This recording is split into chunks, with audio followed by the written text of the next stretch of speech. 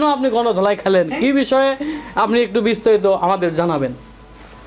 ভাই আমাকে সেই জোরে হাগার চাপ দিছিল। এখানে অবস্থান করছি বগুড়ার সুনামধন্য ইউটিউবার কিন্তু মিয়ালি বিষয়ে জনগণের কাছে গণধোলাই খেয়েছে। আমরা যিনি গণধোলাই খাওয়ার পরে কিন্তু সেখান থেকে ছিটকে বেরিয়ে কিন্তু ডালিম ভাইয়ের দোকানে অবস্থান করছে বর্তমানে। আমরা কিন্তু সেই ক্যামেরার পিছে ধরে কিন্তু সাথে সাথে কিন্তু তার সাথে সাথে চলে যাচ্ছি। ভাই কেন আপনি গণধোলাই খেলেন, কি বিষয়ে আপনি একটু বিস্তারিত আমাদের জানাবেন। ভাই আমাকে সেই জোরে হাগার চাপ দিছিল। তো এখন আমি মনে করলেন নোটিতে লেডিস টয়লেট লেখা সেটার আমি দেখিনি ভাই, হাগা লাগছে আমার খুব জোরে। আমি ভর করে লেডিস টয়লেটে ঢুকছি, যাই দেখি একটা মেয়েটা হাগিচ্ছে। এখন ওই চিল্লা বাড়াছে, লোকজন মনে করছে আমি মেয়ের কোনো কেলেঙ্কারি করবে রেখেছি। এদিকে আমাকে লাগছে জোলা হাগা, আমি হাঁকবে গেছিনো এতটুকুই। এখন পাবলিক বুঝিচ্ছে যে আমি অন্য কিছু করবে গেছি, আমাকে লাগছে হাগা, এখনও হাগা লাগছে। এই যে আপনার সাথে কথা করছে আমার হাগার চাপ দিচ্ছে।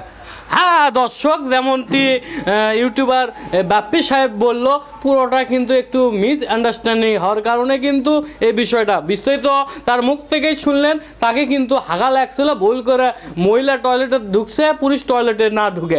এই জন্যই আগে জিনিস ভাবতে হবে, তারপরে মানুষকে তার অপরাধকে বিচার করে তারপরে শাস্তি দেওয়া উচিত বলে আমি মনে করি।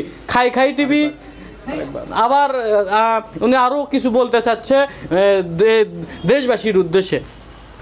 এখন মূল কথা হচ্ছে ভাই আমার হাগা লাগছে, এখন পায়খানা গুটি, সেটা কি আপনি জানেন? ঘটনা হচ্ছে হাগা লাগছে, এই বিষয়ে আমরা খোরশেদের সাথে যোগাযোগ করবো, যেহেতু কাল থানার খোরশেদের দায়িত্ব রয়েছে, আমরা তার সাথে যোগাযোগ। সবাই ভালো থাকবেন, খাই টিভির সাথে অবশ্যই থাকবেন।